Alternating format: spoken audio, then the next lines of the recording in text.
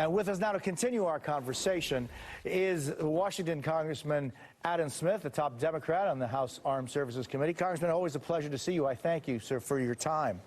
So the Biden administration just announced it would send a battalion of tanks to Ukraine. What are your thoughts on this move? Well, I think it's really important given where the fight is at. Ukraine is still determined to retake territory. To retake more territory, they are going to need mobility, mechanized brigades that can move them safely to the front lines where they want to go. So the tanks are crucial at this point, and us deciding to give the Abrams tanks, as we have seen, has also unleashed a number of tanks coming from our European partners. So it's a critical step in this fight. Congressman, I spoke yesterday with General Barry McCaffrey. He told me that 31 tanks, Abrams tanks, are not enough. He called it not a serious military move. He says the Ukrainians need an armored division plus, which is hundreds of tanks, by this summer. Is that something you and your colleagues are willing to support? Well, the thing to remember is the Abrams is not the only tank coming. I mean, that was the whole point. It's complicated, but the Leopards are actually more effective in this particular situation because they are easier to maintain and operate for the Ukrainians in that environment. So what the Abrams did is they freed up a lot of the Leopards that are now coming not just from Germany, but from a number of other partners. General McCaffrey's right. If it was just 31 Abrams, that wouldn't be making a huge difference, but it's not. It's a lot of other tanks, and also it's Bradley fighting vehicles and Strykers and a number of other vehicles that will enable the Ukrainians to have the mobility they need to succeed.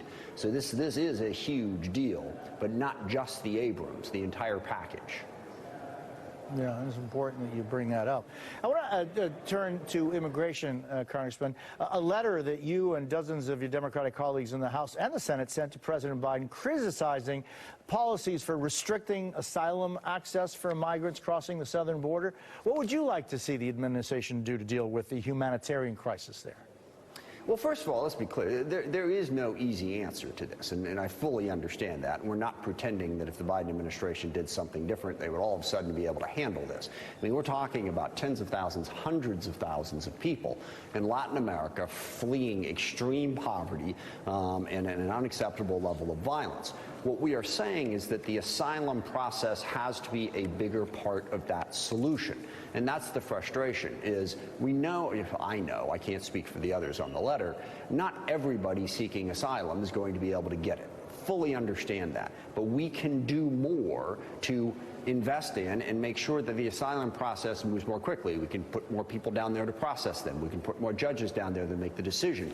Asylum should be part of the solution. And my position, and the reason I signed on to the letter, is we are not doing enough right now to make it part of the solution, to make asylum work for more people. And I believe we can do that.